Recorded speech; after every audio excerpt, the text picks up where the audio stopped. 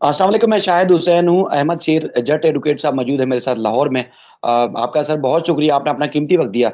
हम वीडियो मुश्तरका तौर पर इसलिए रिकॉर्ड कर रहे हैं कि एक तो ये है कि बहुत सारे लोग सवाल आपसे भी पूछ रहे हैं, मुझसे भी लीगल ओपिनियन पूछ रहे हैं और मैं चाह रहा था कि एक न्यूट्रल लीगल ओपिनियन जो है लोगों के सामने जाए ताकि उनका जो माइंड है वो क्लियर हो सके कि इस केस को लेके आपको पता है कि पूरी दुनिया में लोग जो है वो काफ़ी एक संजीदा है और वो चाह रहे हैं कि हक और सच की फ़तह और इंसाफ के जो है वो कानून के मुताबिक ही होना चाहिए। सर एक तो जो आज हमने रिपोर्ट किया है एडिशनल डिस्ट्रिक्ट एंड सेशन जज शर्की की अदालत से, जिसमें अदालत ने अपनी एक ऑब्जर्वेशन दी है और वो ऑब्जर्वेशन ना सिर्फ जो पहले जुडिशियल मजिस्ट्रेट का हुक्मनामा था उसकी बल्कि अब पुलिस को मैं समझता हूँ कि इस ऑब्जर्वेशन के बाद पुलिस अब मजबूर हो जाएगी कि पुलिस को हर तरीके से शफाफ इन्वेस्टिगेशन करनी पड़ेगी। एक जो निकाह खान था और गवाह था, निकाह खान की तो ठीक है मुस्तरद हुई लेकिन गवाह की भी इसमें बेल मुस्तरद हुई, अदालत ने उसकी साख पर सवालात उठाए। तो एक तो गवाह था ये असगर अली, तो दूसरा गवाह जो है मुल्ज़िम मरकज़ी मुल्ज़िम जो कि शब्बीर है, ज़हीर है उसका भाई शब्बीर है। तो लोग सवाल पूछ रहे हैं कि उसको ना वो किसी उसने अदालत से रुजू किया है, पुलिस ने उसके खिलाफ कार्रवाई नहीं की, किसी फोरम पर उसको नामज़द नहीं किया गया है। तो क्या समझते हैं कि उसके खिलाफ अगर पुलिस चाहेगी तो किस तरह कार्रवाई कर सकती है? बहुत शुक्रिया शाहिद भाई, बहुत शुक्रिया आपके सुनने वालों को, मेरे सुनने वालों को, सबका शुक्रिया। और शाहिद भाई बिल्कुल आपने सही कहा कि जब हम देख रहे हैं कि एक ऐसा मामला है जिसके अंदर निकाह जो है ना वो डिस्प्यूटेड हो गया, उस निकाह की जो हैसियत है कानूनी तौर पर वो मुतनाज़ हो गई है, उसमें अब कोई दूसरी राय नहीं है। अगर उस निकाह की हैसियत मुतनाज़ ना होती तो मेरा ख्याल है कि जो हमारी अदालत है उसको कतन बेल खारिज नहीं करनी चाहिए थी निकाह रजिस्ट्रार की। आप कोर्ट रिपोर्ट करते हैं, हम अदालतों में देखते हैं, उस वो डायरेक्टली बेनिफिशियरी नहीं है।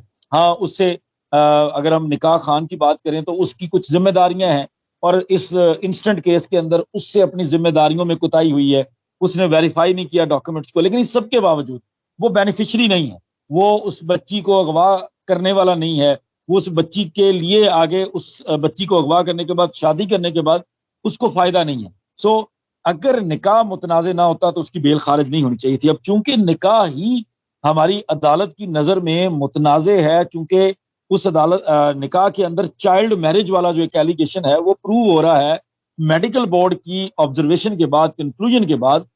तो जब निकाह खान आता है फिर तो उसके साथ उसके गवाह को आना पड़ता है, चूंकि निकाह खान के साथ साथ गवाह आप देखते हैं किसी भी मुकदमे के अंदर जिसने गवाही देनी होती है उसकी बहुत जिम्मेदारी होती है। इसीलिए हमारी अदालतों में झूठी गवाही देने के लिए बाकायदा तौर पर सजा मुख्तस की जाती है हमारे कानून के अंदर। और अगर हम इस्लाम के अंदर देखें तो इस्लाम में भी झूठी गवाही को बाकायदा तौर पर कंडेम किया जाता है और सजा दी जाती है। तो इस सूरत में उस निकाह खान के साथ जो गवाह था, चूंकि वो बेचारा पकड़ा गया था तो उसकी तो उन्होंने जमानत खारिज कर दी। लेकिन अब जो मरकजी मुलजम है उसका भाई भी चूंकि उसके अंदर गवाह है, जिसको उनकी गलती कहें, उनका ब्लंडर कहें कि वो उनसे हो चुकी थी, तो असूली तौर पर तो पुलिस के पास अब एक बहुत बड़ी ग्राउंड है। अगर उनके ऊपर कोई प्रेशर हो, अगर उनको कोई मजबूरी हो, तो वो बासानी उस मजबूरी से निकल कर उसको अरेस्ट कर सकते हैं और उसको अरेस्ट करना चाहिए। उसकी वजह यह है कि वो मरकजी मुलजम का भाई और बाकी चीजें, उन चीजों से उसको हटा दें। इस वक्त सिर्फ उसकी आप गवाह की हैसियत ले लें तो वो गिरफ्तार करना बनता है और पुलिस बिल्कुल बगैर किसी चीज के अब कार्रवाई शुरू करके उसको उठा सकती है, क्योंकि वो ना तो किसी कबलत गिरफ्तारी की जमानत पे है, ना ही रिपोर्टरली कोई प्रोटेक्टिव बेल शबीर ने ली है। तो इसलिए जो हैसियत इस गवाह की थी जिसकी आज जमानत का तहरीरी फैसला आपने रिपोर्ट किया, बिल्कुल उसकी वही हैसियत है और उसको बिल्कुल लोगों का सवाल जायज है, लोगों का एतराज जायज है। इसके लिए मैं समझता हूं कि हम भी अपने तौर पे पुलिस को कन्वे करें कि जब उसकी खारिज हो रही है बेल एक गवाह की, तो अब आपके ऊपर जिम्मेदारी बढ़ गई है, फौरी तौर पर उसको गिरफ्तार किया जाना चाहिए। सर आपको मालूम है आपने भी रिपोर्ट किया है ये जब पहले तो मान नहीं रहे थे कि बच्ची को यहाँ से हम अगवा करके ले गए हैं, बच्ची अपनी मर्जी से आई है और आपके सामने जो भी पुलिस के सामने अदालतों में भी जो बयान सामने आया है कि बच्ची लाहौर यूनिवर्सिटी अपनी मर्जी से पहुंची थी, कोई ले जाने वाला नहीं था। लेकिन अब जो सीडीआर सामने आई है, जो इन्वेस्टिगेशन सामने आई है और खासतौर पर बाबर सलीम साहब ने ये कोशिश की कि वो सामने ले आए, तो उसमें तो ना सिर्फ जहीर की मौजूदगी यहाँ कराची में साबित हो रही है बल्कि शब्बीर और उनकी वालदा की मौजूदगी भी ये साबित हो रही है। तो पुलिस को सिर्फ गवाही की हद तक नहीं बल्कि अगवा का जो मेन जो एक जुर्म है उसमें भी तो इनको शरीक जुर्म करना पड़ेगा। 100% करना पड़ेगा शायद भाई। और मैं आपको बताऊं कि जब हम ये सोशल मीडिया पे जिस तरह हम बात कर रहे हैं, तो इस तरह से एक सोशल मीडिया के ऊपर बाकायदा तौर पर मुल्जमान वाली साइड से एक तर्जुमानी की जा रही है। उनका मौकफ जो है वो अवाम के सामने रखा जा रहा है। उनके मौकफ को या उनके लिए अवाम में नरमी पैदा करवाने के लिए एक कई सेशंस किए जा रहे हैं। तो उन सेशंस में बाकायदा तौर पर उनकी तर्जुमानी करते हुए भी हमारे एक वकील भाई ने इस बात का इकरार किया है कि बिल्कुल ये गया है, ये लेके आया है, और उसकी तर्जुमानी में ये भी वाज़ेह होता है कि पूरा खानदान गया है। और कुछ लोग तो यहाँ तक एलिगेशंस लगाते हैं कि ये क्योंकि मैं उस चीज को जाती तौर पर सही नहीं मानता कि वकील के ऊपर भी इल्जामात आ रहे हैं कि वकील भी शायद उस प्लानिंग के अंदर शामिल था जो उनको प्लीड कर रहा है यहाँ पे हर जगह पे। तो वो ये बड़े संगीन किस्म के इल्जामात हैं, और 100% पूरा खानदान तो उसके अंदर इन्वॉल्व होता है। क्योंकि देखें, आपका कानून ये कहता है कि जो जो लोग शामिल होंगे, जो 16 किडनैपिंग फ्रॉम लॉफुल गार्डियनशिप है, उस बच्ची को पहली चीज तो कानूनी वारिस की उसकी कस्टडी से बाहर लेके आना, उसके घर की दहलीज के भी बाहर लेके आना हमारा जुर्म साबित होता है, किडनैपिंग फ्रॉम लॉफुल गार्डियनशिप वाला। तो और उस जुर्म के अंदर ये सारे लोग शामिल हैं। जहीर का अपना बयान पुलिस के सामने मौजूद है, 161 का बयान है। वहां पर मैं समझती हूँ कि अदालत के अंदर 161 के बयान को झुटला दिया जाता है, लेकिन क्योंकि हम सोशल मीडिया पे बात कर रहे हैं तो लोगों को यह पता होना चाहिए कि जहीर इन सारी चीजों का इकबाल जुर्म कर चुका है ऑलरेडी 6 जून को। और यही मौजूदा तफ्तीशी अफसर साहब के सामने कि हजूर मैंने इसको बुलाया था, मैंने इसको बुलवाया था।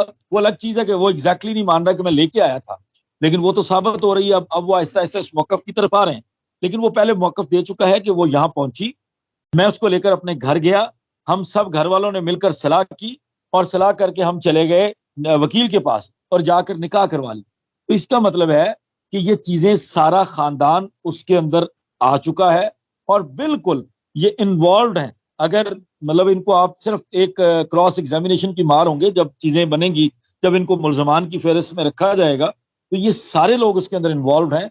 और मैं अभी शायद भाई बताऊंगा आपको जाती तौर पर अपने तजर्बे के हिसाब से, मुकदमा बिल्कुल क्लियर है। मुकदमे में कानून के मुताबिक अब कोई मसला नहीं है। अगर हमने उसको इधर उधर की बहस में लेके जाना है, बच्ची की मर्जी फलां ये वो, कानून क्लियर है कि जब बच्ची माइनर डिक्लेयर हो जाती है तो उसकी मर्जी है या नहीं, वो मर्जी तस्वर नहीं की जाती। ये सवाल ही नहीं है कि मर्जी आजादाना है या मर्जी कोर्सिव मैयस के साथ, मर्जी है ही नहीं। कोई अंडी इन्फ्लुएंस था या नहीं, मर्जी नहीं है। मर्जी उसके गार्डियन की चलनी है, और वो गार्डियन इस वक्त इस मुकदमे का मुदई है। लिहाजा ये सारा खानदान उसके अंदर बिल्कुल क्लियरली इन्वॉल्व है, और इन्वेस्टिगेशन उसको खुद साबित कर रही है। सर, जैसे आप कह रहे हैं कि क्लियरली इन्वॉल्व है, उम्र के तयन का मेडिकल बोर्ड का जो एक रिपोर्ट थी वो सामने आ गई है, अदालत ने भी कह दिया है। तो लोग ये सवाल करते हैं कि पुलिस को फौरी तौर पर बाज़ाब्त कराना चाहिए। तो बहैसियत कानूनदान आप क्या समझते हैं कि कौन सी ऐसी रुकावट है पुलिस के पास कि पुलिस जाकर बाज़ाब्त नहीं करा रही? क्योंकि पुलिस खुद कह चुकी है कई दफ़ा में भी कि अगर अदालत ने तलब किया दुआ को, तो जिस स्पीड से हम पहली दफ़ा लेके आए थे, दूसरी दफ़ा लेके आए थे, उससे भी कहीं ज़्यादा डबल स्पीड में उनको वापस लेके आएँगे। तो फिर रुकावट क्या है? जब बच्ची माइनर डिक्लेयर हो चुकी है, तो पुलिस अब तक बाज़ाब्त क्यों नहीं करा रही? शायद भाई ये सवाल बड़ा अच्छा आपका है, चूंकि ये सवाल सुबह शाम मैं भी सुनता हूँ। हमारी आवाम के जज्बात की तो मैं बहुत कदर करता हूँ, और आप भी उनके के जज्बात के लिए ये सारा काम कर रहे हैं, हम भी कर रहे हैं। लेकिन हमारी आवाम को समझाना बड़ा जरूरी है कि ये फैसला जो आया है, ये फैसले अपनी जगह अहमियत रखते हैं। इनसे आपका मुकदमा जरूर मजबूत होता है, निकाह नामे के अंदर जो है वो खामियां पकड़ी जा रही हैं, अगवा की तरफ जो है वो बात स्टैब्लिश हो रही है। लेकिन इस सारी चीजों के अंदर हमें ये नहीं भूलना कि जो बच्ची की कस्टडी है वो last time Sindh high court ने जहीर के साथ उसको भेजा है, आजादी के साथ भेजा है, और उनका बच्ची का जो बयान है उसकी बुनियाद पर भेजा है। अब जब तक हम सिंध हाई कोर्ट के उस फैसले को रिवर्स नहीं करवा लेते, खा वो सिंध हाई कोर्ट खुद करे या सुप्रीम कोर्ट करे, अब चूंकि सिंध हाई कोर्ट में अप्रोच किया जा चुका है, और सिंध हाई कोर्ट ने, अगर तो सिंध हाई कोर्ट समझती कि बच्ची को बाजियाब करवाने की जरूरत नहीं है, तो सिंध हाई कोर्ट नोटिस बिल्कुल ना करे। सिंध हाई कोर्ट ने बाकायदा तौर पर नोटिस जारी किए हुए हैं, और वो नोटिस के बाद 21 तारीख के लिए मुकदमा फिक्स है। आप बेहतर समझते हैं कि सिंध हाई कोर्ट या कोई भी हाई कोर्ट जो होती है, उन्होंने अपने स्केड्यूल के हिसाब से कुछ चीजों को लेकर चलना होता है, कुछ उनकी भी मजबूरियां होती हैं। अब चूंकि 21 तारीख के लिए मुकदमा फिक्स है, और सिंध हाई कोर्ट में ही ये प्रोसीडिंग चल रही है। ये जो हमारी additional district and session court है या हमारी मजिस्ट्रेट की अदालत है, ये उनके पास इख्तियार नहीं है। जब तक सिंध हाई कोर्ट नहीं चाहेगी, बच्ची बाजियाब नहीं होगी। तो ये जो हमारी आवाम के जज्बात हैं कि जनाब इतना कुछ साबित हो चुका है, सारा कुछ सामने आ गया है, गैंग साबित हो गया, ये वो सब कुछ, बच्ची क्यों नहीं बाजियाब करवा रहे? बच्ची को रेस्क्यू कर लें, बच्ची को उठा लें। नहीं कर सकते आप, क्योंकि आपकी सूबे की आईनी अदालत जो है वो फैसला दे चुकी है एक ऑलरेडी। लेकिन ये एक अच्छी चीज है, या ये चीज समझने की जरूरत है, नाउमीद होने की जरूरत नहीं है कि उसी आईनी अदालत के अंदर दोबारा एक दरखास्त दायर की जा चुकी है और उस आईनी अदालत ने मुनासिब समझा है तो उन्होंने उसके अंदर नोटिस जारी किए हैं और 21 तारीख के लिए मुकदमा रखा है। अगर वो मुनासिब ना समझते, अगर वो समझते कि इसकी जरूरत नहीं है, तो वो कभी भी उसके अंदर नोटिस जारी ना करते, उसको पहले ही दिन निपटा देते कि हमारी ऑलरेडी ऑब्जर्वेशन आ चुकी है, बच्ची का बयान मौजूद है, जाए हमारे पास कुछ नहीं है। तो 21 तारीख जरूरी है, हमें बच्ची की बाजियाबी के लिए इंतजार करने। दूसरा सर एक चीज़ और भी है ना, जैसे सिंध हाई कोर्ट के फैसले के खिलाफ सुप्रीम कोर्ट में जब दरखास्त दायर की गई थी, तो सुप्रीम कोर्ट ने भी करार दिया था कि अब उम्र के तयन से मुताल्लिक और अगर री इन्वेस्टिगेशन होती है, ट्रायल कोर्ट में आप जाए, तो सिंध हाई कोर्ट का फैसला को रुकावट नहीं होगा। तो अगर जुडिशियल मजिस्ट्रेट जिनके पास ये केस ज़ेर समाअत है और जिनके हुक्म पर उम्र का तयन हो चुका है और जिनके हुक्म पर असर-ए-नौ तहकीकात शुरू हो चुकी है, तो अगर पुलिस रिपोर्ट पेश करती है, इसमें जुर्म की नौइयत के साथ-साथ दफ़ात भी शामिल कर देती है, तो फिर ट्रायल कोर्ट भी समन जारी करके बच्ची को बुलवा सकती है अपने पास। ये चीज़ तो क्लियर है, चूँकि मुल्ज़िम के ऊपर हमने बात करनी है कि उसका अगला प्रोसीजर क्या होगा। सर एक और चीज़ थोड़ा-सा थोड़े नाज़रीन को समझाने के लिए, कि आपको पता है कि तकरीबन रोज़ ट्रांसमिशन शुरू होती है सोशल मीडिया के ऊपर। कत्ल का मुल्ज़िम हो या इसी तरह की जो एक संगीन जुर्म है, अदालत ने उसको घिनौना जुर्म करार दिया है, आज के अपने हुक्मनामे में भी, कि किसी बच्ची को अगवा करना, उसके बाद फिर माशरे में उस खानदान की तज़लील करना, ये सारा एक घिनौना जुर्म है। तो कोई इदारा ऐसा नहीं है कि इस तरह के बच्ची जिसका कोर्ट में केस अभी पेंडिंग है और आप बैठ के घंटों आप बैठ के उसमें ट्रांसमिशन करें और उसके बाद फिर सिर्फ़ और सिर्फ़ मकसद ये होता है कि माँ-बाप की तज़लील हो। तो इनको रोकने के लिए कोई इदारा नहीं है कि अदालत है, पुलिस है, पीटीए है, पैमरा है, कोई तो ऐसा इदारा होगा जो इनको शट अप कॉल देता होगा कि आप केस पूरी पाकिस्तान में क्या दुनिया में हाइलाइट हो रहा है, तो आप इस तरह बैठ के क्यों मज़ाक उड़ा रहे हैं? रोज़ बैठ के मज़ाक उड़ाते हैं। बिल्कुल, शायद भाई चूँकि हमारे सोशल मीडिया के मुतल्लिक आपको अंदाज़ा होगा कि कुछ रूल्स बने थे, इनको रेगुलेट करने के लिए। तो वो रूल्स जो है ना, वो इस्लामाबाद हाई कोर्ट ने सस्पेंड कर दिए थे। उसके अंदर काफ़ी सारी ऐसी चीज़ें थी जिसमें ये मामला भी आ रहा था। लेकिन इस सारी चीज़ों के बावजूद आपके पास प्लेटफ़ॉर्म मौजूद है, पीटीए का प्लेटफ़ॉर्म है और मैं तो समझता हूँ कि हमारे इदारों को ज़रूरी नहीं होना चाहिए कि हम उनको अप्रोच करें तो वो ये काम करें। ये बड़ा क्लियर प्रिंसिपल है। कुछ चीज़ें होती हैं, हमारे मैक्सिम्स होते हैं कवानीन के अंदर, हमारे असूल हैं जिनको फॉलो करती हैं अदालतें, अवाम, सब कुछ। ये असूल क्लियर है कि जब मामला सब जुडिस होता है, वर्ड सब जुडिस साथ आ जाता है, तो वहां पर आप नहीं कर सकते ऐसा कोई भी काम, उस मामले की सेंसिटिविटी को समझते हुए उसको रिपोर्ट नहीं कर सकते। लेकिन अनफॉर्चुनेटली हो रहा है। और सबसे इसके अंदर जो तशवीशनाक चीज है वो ये है कि इसमें एक ऐसी कमसिन बच्ची को बुलवाया जा रहा है। उस कमसिन बच्ची के मुंह से, देखिए बाकी लोग अगर अपना कुछ तबसरा करते हैं तो मैं जाती तौर पे तो ये कहूंगा, जो मेरी समझ है, मैं नाक़िस इल्मी हो सकती है, कम इल्मी हो सकती है, लेकिन मेरी नाक़िस इल्मी के मुताबिक लोग अपना तबसरा दे सकते हैं, वो अगर सोशल मीडिया एक्सपर्ट्स हैं, कुछ भी हैं। लेकिन वो जो कमसिन बच्ची है, चूंकि पाकिस्तान में इस तारीख में सबसे बड़ा मेडिकल बोर्ड उसको कमसिन कमसिन कह चुका है। जब वो कमसिन कह चुका है तो अब आप उस कमसिन बच्ची की तो राय ही नहीं है, आपको उसको सोशल मीडिया पे नहीं बिठाना, आपको उसके मुंह से कोई स्टेटमेंट नहीं दिलवानी, आपको उसकी तरफ से कोई भी राय जो है वो आपकी फजूल है, उसकी कोई अहमियत नहीं है। क्योंकि माइनर की जब अदालतों में और किसी जगह पे कोई अहमियत नहीं है उसके बयान की, और वो बयान खत्म हो चुका है अब जो भी है, तो अब आपने उस चीज को अवॉइड करना है। लेकिन बहरहाल अपने आप हमारे इदारे मुतहरक नहीं होते। मेरे व्यूअर्स के मुताबिक बहुत सारे लोगों ने अब पीटीए में रुजू किया है, बहुत सारे लोग अदालतों से रुजू कर रहे हैं कि एटलीस्ट जिस दिन तक ये मुकदमा खत्म नहीं होता, भले आप दोनों पार्टियों को बैन कर दें, हमें एतराज नहीं है, दोनों पार्टियों को बैन कर दें। वैसे भी एक पार्टी तो बोल ही नहीं रही, जो मदई साइड है वो इस तरह से नहीं बोलती, वो तो बेचारे अपने ऊपर लगे हुए इल्जामात को ही वापस कहीं जवाब देने की कोशिश करते हैं। अदरवाइज वो किसी पे इल्जामात नहीं लगा रहे और ना ही कोई बेहुदा बात कर रहे हैं। लेकिन जो दूसरी तरफ से हो रहा है, जो तर्जुमानी की जा रही है मुबैना ज़हीर गैंग की, इस तरफ जो है ना वो लोग अब इनके खिलाफ कंप्लेंट्स फाइल कर रहे हैं और पीटीए के पास बिल्कुल ये इख्तियार है कि पीटीए इनको नोटिस जारी कर सकता है, पीटीए इनको पूछ सकता है, इवन करना चाहे तो हमारी कोई भी अदालत इनको रोक सकती है। कोई छोटी अदालत भी जो है, इवन जो सबसे इस वक्त मैं समझता हूँ जो इंपॉर्टेंट अदालत है ना, वो ट्रायल कोर्ट है। अगर ट्रायल कोर्ट एक ऑर्डर कर देना कि जनाब ये मुकदमा हमारे पास चल रहा है, हमारे इल्म में आया है कि इस मुकदमे के अंदर ये सारी चीजें हो रही हैं, और मैं जाती तौर पर समझता हूँ अगर जिब्रान नासिर हमारे इस व्लॉग के जो भी तवसत से चाहें, अगर वो इस चीज को सुने तो उनको भी चाहिए कि वो एटलीस्ट एक ट्रायल कोर्ट में एप्लीकेशन जरूर गुजार दें कि हजूर आपके सामने ट्रायल चल रहा है, आप वो अदालत है जहां मामला सब जुडिस है और इस मामले के अंदर इस चीज को खराब किया जा रहा है, मामले के ऊपर असरअंदाज होने की कोशिश की जा रही है, माइनर बच्ची को बिठाया जा रहा है कैमरे के ऊपर, तो काइंडली आपकी तरफ से कोई डायरेक्शन पास हो जाए तो यकीन माने वो कराची के जुडिशल मजिस्ट्रेट की अदालत का ऑर्डर होगा।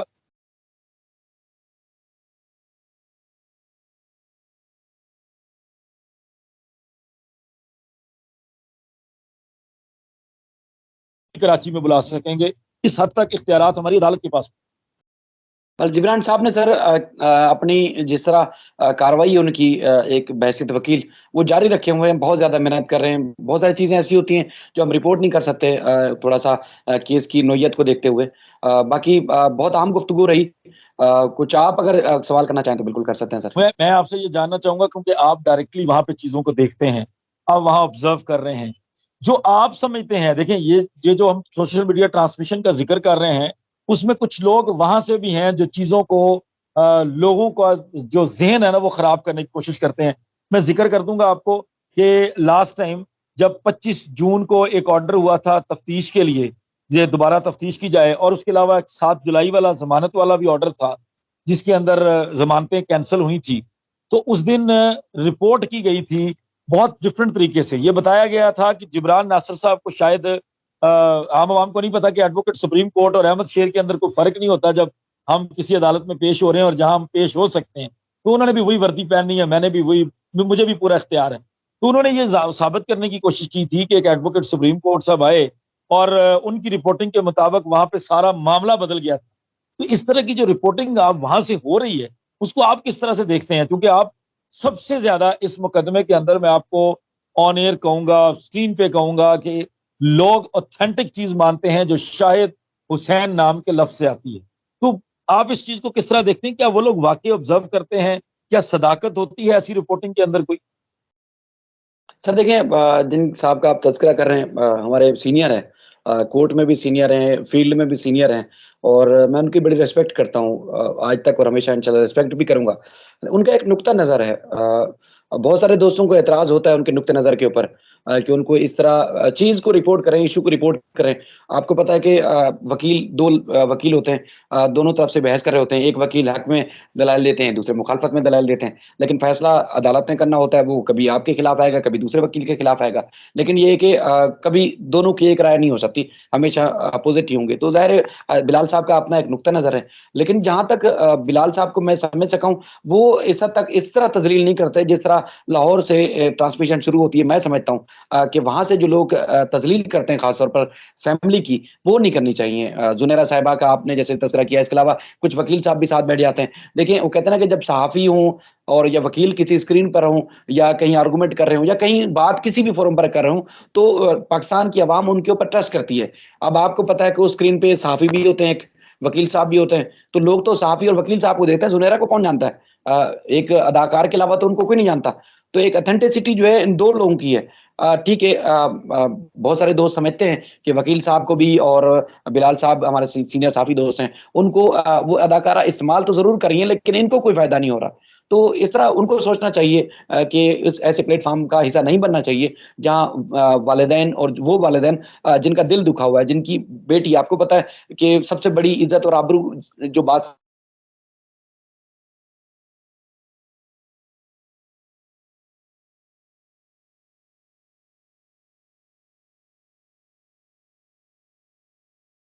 ना बने। तो बहरहाल उम्मीद करते हैं मामलात अदालत से ही हल होने, अदालत ही शायद जो थोड़ा सा जिक्र कर लेते हैं, हमारी आवाम के लिए बड़ा जरूरी होता है, चूंकि कल 14 तारीख है और 14 तारीख की मिड नाइट तक एक मरकजी मुलजिम को हिफाजती जमानत मिली हुई है हमारी लाहौर हाई कोर्ट से, और उस मरकजी मुल्ज़िम ने कल हर हाल में अप्रोच करना है आपकी कराची की अदालत को। एक तो मैं ये जानना चाहता हूँ कि हमें उसके अंदर कोई सनसनी की ज़रूरत नहीं है। मैं आपके जो व्यूअर्स हैं, जो लोग आपके इस व्लॉग को देखेंगे या जो लोग इस व्लॉग को मेरे प्लेटफ़ॉर्म से देखेंगे, तो मेरी ख़्वाहिश है कि हम उनको बता दें कि सुबह क्या एक्सपेक्टेड है। तो मैं आपसे पूछूँगा, चूँकि अब मैं कोर्ट रिपोर्टर्स को भी जो है ना, वो लोग तो कहते हैं, बाबर सलीम भाई ने कहा था कि आधे वकील होते हैं, मैं समझता हूँ आप पूरे वकील हैं। आप सारा ही माशाल्लाह मामला देख रहे हैं, तो आपको क्या लगता है सुबह बेल होगी और बेल फाइल होगी और उसके बाद क्या एक्सपेक्टेड है आपके लिए? ताकि हम लोगों को समझा सर सकें कि इसमें क्या होता है। देखिए, एक तरीकाकार आप भी समझते हैं, बहुत सारे लोग समझते हैं कि एक हिफाज़ती ज़मानत मुल्ज़िम ने ली है और हिफाज़ती ज़मानत आप लाहौर क्या, आप अगर इस्लामाबाद चले जाते, पेशावर चले जाते, बलूचिस्तान चले जाते, तो किसी को भी कत्ल भी करके जाएँ, बम धमाका भी करके जाएँगे, तब भी आपको मिलेगी। लेकिन वो अदालत आपको ऑर्डर देगी कि जो ट्रायल कोर्ट है, वहाँ जो है उससे रजू करें और ख़ास तौर पे जाके तफ्तीश को जॉइन करें। तो अब कल तकरीबन 12 बजे तक का टाइम है, उनके पास उन्होंने आना है और ये चूँकि जिस तरह का जुर्म है, उसमें डिस्ट्रिक्ट एंड सेशन जज की अदालत के सामने उन्होंने पेश होना है। तो आएँगे तो उनका इस्तकबाल करेंगे और जो फैक्ट्स होंगे वो फैक्ट्स ही हमने रिपोर्ट करने हैं। अदालत उनकी ज़मानत, अबूरी ज़मानत फौरी तौर पर मंज़ूर कर लेती है, तो हम रिपोर्ट करेंगे कि अदालत ने उनकी ज़मानत मंज़ूर की है। आपको पता है कि अदालत ज़मानत मंज़ूर करने के साथ-साथ प्रोसिक्यूशन को, तफ्तीशी अफ़सर को और उसके अलावा मुद्दई को भी नोटिसेस जारी करती है, ताकि 7-8 दिन की, 10 दिन की, जितने दिन की भी ज़मानत मिलेगी और वो आएँगी पार्टीज़ और आके आर्गुमेंट करेंगे। अब अगर मुद्दई का मौक़िफ़ दुरुस्त होगा, तो अदालत ज़मानत मुस्तरद करके मुल्ज़िम को जेल भेजने का या गिरफ्तारी का ऑर्डर दे सकती है कि ताकि उससे तफ्तीश हो सके। अगर मुल्ज़िम का मौक़िफ़ जो है वो दुरुस्त है, वो अपने शवाहिद और अपने सबूतों के साथ अपने वकील के ज़रिए अदालत में दुरुस्त साबित कर देते हैं, तो उनकी ज़मानत में तौसीक हो सकती है, ज़मानत कन्फ़र्म हो सकती है, लेकिन केस तो ख़त्म नहीं होगा, केस का ट्रायल जो है वो चलेगा और हतमी फ़ैसला जो भी आएगा, चाहे मुद्दई के हक़ में या मुल्ज़िम के हक़ में आएगा, वो अदालत ही, जो जुडिशल मजिस्ट्रेट है, उनके पास ही होगा। मैं सिर्फ इसमें ये ऐड करना चाहूँगा शायद भाई, कि कल हर हाल में जो भी मुकदमा वहाँ पे दायर होगा, उसके अंदर एक प्री रेस्ट बेल के लिए अप्लाई किया जाएगा। ज़ाहिर है मरकज़ी मुल्ज़िम है और बड़ा शातिर है और वो कभी भी अपने आप को सरेंडर करके पोस्ट रेस्ट बेल तो लगाने से रहा। तो उसने कल आना है प्री रेस्ट बेल के लिए। तो मतलब लोगों को ये पता होना चाहिए, हमारे देखने वालों को ये पता होना चाहिए कि अगर वो बम धमाके का मुल्ज़िम भी होगा, तो भी कल उसको इंटरिम बेल अगर मिल जाती है, तो ये बड़ी बात नहीं होगी। ये आप लोग ये कतई ना सोचें कि ये ज़मानत मिल गई है, ये देखें एक तरफ निकाहनामा ख़त्म हो गया, ये हो गया, वो हो गया। तो ये सारी चीज़ें समझने वाली हैं कि इंटरिम बेल जो है, जो उसने सेक्शन 498 ज़ाब्ता फ़ौजदारी के तहत दायर करनी है वहाँ पे कराची में, वो उसको एक ख़ास मख़सूस और बड़े मुख़्तसर से वक़्त के लिए मिल जाएगी, जो कि मुचल्लकों के एवज़ होगी। अगर लाहौर हाई कोर्ट में वो नहीं भी देके गया, तो वहाँ उसको मुचल्लके ज़रूर अदा करने पड़ेंगे, क्योंकि उसके बगैर वो रोबकार जारी नहीं होगी और वो पुलिस के सामने पेश नहीं हो सकेगा तफ्तीश में। तो ये ज़रूरी है आप सब लोगों के लिए जानना कि बेल हो सकती है अबूरी ज़मानत की हद तक। लेकिन अगली दफ़ा जिब्रान नासिर को भी पूरा मौका मिलेगा उसको कन्फ्रंट करने का। कल जिब्रान नासिर उस ज़मानत के अंदर नहीं पेश हो सकेंगे जब तक उनको नोटिस नहीं किया जाता। जब तक अदालत उनको तलब नहीं करती, मेहदी काज़मी साहब को, कि वो जिब्रान नासिर साहब उनके बिहाफ़ पे आर्ग्यू करें, तब तक वो पेश नहीं हो सकते। हाँ, वो ऑब्ज़र्व ज़रूर कर सकते हैं। तो ये हमारे देखने वालों के लिए ज़रूरी है कि कल ये एक्सपेक्टेड है। और एक छोटी-सी, शायद भाई हमारा व्लॉग लंबा हो जाएगा, लेकिन ज़रूरी चीज़ है कि हमारे दोस्त कह रहे हैं, हमारे व्यूअर्स ये पूछ रहे थे कि देखिए जी, निकाहनामा मुतनाज़े क्यों है? उसको ख़त्म कर देना चाहिए था। जब इतना कुछ हो गया है, जब उसके अंदर इतनी बड़ी-बड़ी बातें हमारी अदालत ने कर दी हैं, संगीन नोयत का जुर्म कह दिया है और सोसाइटी के खिलाफ एक क्राइम कह दिया है, तो निकाहनामा ख़त्म कर देते। तो मैं वो चाह रहा हूँ कि आप भी उसमें रोशनी डालिएगा, मैं भी इसको एक्सप्लेन कर दूँगा कि ये थोड़ा-सा समझने वाली बात होती है कि आज का फैसला क्या कहता है और ये चीज़ किस चीज़ को तक़वियत देती है। हमें उस चीज़ के साथ-साथ चलना है, ना कि हमें गलत जो है वो उम्मीदें कायम करके और गलत कोई ऐसी तवक्कुआत से अपने आप को भर लेना है कि बाद में हमें अफ़सोस हो। तो वो आप भी ज़िक्र कर दें ज़रा उसको। सर, कानूनी कानूनी मामला मुझसे बेहतर आप समझते हैं, तो कानूनी तौर पर इस निकाह की हैसियत है क्या? अगर ख़त्म भी होगा निकाह तो कैसे होगा? वो आप ही बता दें, चूँकि आप हर पहलू से आप लोगों को क्लियर कर सकेंगे। मैं शायद भी ये ज़िक्र करूँगा कि देखें, पहले दिन से मैं कह रहा हूँ कि जो निकाहनामा है ना, जो निकाह है, ये ख़त्म करने का एक बाकायदा तौर पर प्रोसीजर है हमारे कानून के अंदर और उसका किस क्रिमिनल अदालत के साथ ताल्लुक नहीं है। इसमें निकाहनामे की एंट्रीज के ऊपर सजा हो सकती है, निकाहनामे के अंदर शामिल लोगों को सजा हो सकती है, लेकिन ये अदालत ये हक नहीं रखती कि ये इस निकाह को खत्म कर दे। ये उसके ऊपर अपने रिमार्क्स देगी, यही रिमार्क्स और यही ऑब्जर्वेशन जो है वो आप उठाएंगे और आप इसको ले जाएंगे फैमिली अदालत में। और ये नॉर्मली जिस जगह पे वो मुकीम होती है उस ज्यूरिसडिक्शन में ये दावा दायर किया जा सकता है।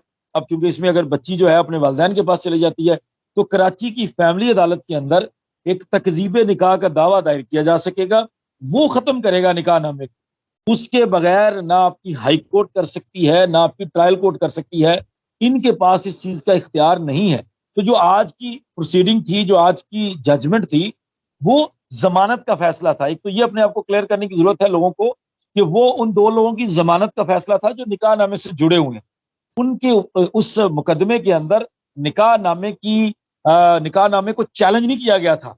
उन लोगों के खिलाफ निकाहनामे की एंट्रीज की बुनियाद पर एलिगेशंस थे कि ये इन्होंने गलत निकाहनामा प्रोड्यूस किया है, इनको इनकी जिम्मेदारी है। कवानीन ये कहते हैं कि ये देखते, ये समझते कि जनाब ये चीजें जो है ना जरूरी है, एंट्रीज वेरीफाई करनी, इन्होंने नहीं किया। तो आज निकाहनामे को खत्म करने या उसको चैलेंज करने से मुतल्लक कोई मुकदमा अदालत में नहीं था। जब उसकी बारी आएगी और वो फैमिली अदालत ही देखेगी तो उस वक्त इस निकाहनामे को खत्म किया जा सकेगा। अदालत सजा दे सकती है, बच्ची को इस मुबैना गैंग से अलहदा कर सकती है, लेकिन ये नहीं कर सकती कि इस निकाहनामे को खत्म करने का ऑर्डर कर। तो ये कानूनी जो साइड है जो जरूरी है हमारे व्यूअर्स पर, मैं चाहता हूँ मैक्सिमम लोगों को पहुंचे, चूंकि आपके वसातत से ज्यादा लोगों को पहुंच सकती है। वो लोग बड़े नाउमीद से हो जाते हैं आज की बातों में, मुझे उनके कमेंट से पता लगता है। तो ये उनके लिए जानना जरूरी है कि ये प्रोसीजर होगा निकाहनामा खत्म करवाने का। चलें सर, आपका बहुत शुक्रिया, आपने कीमती वक्त दिया। इंशाल्लाह कल या जो भी इसमें प्रोग्रेस होगी अपने लोगों तक पहुंचाते रहेंगे। अपना ख्याल रखिएगा। अल्लाह हाफिज। बहुत शुक्रिया शायद।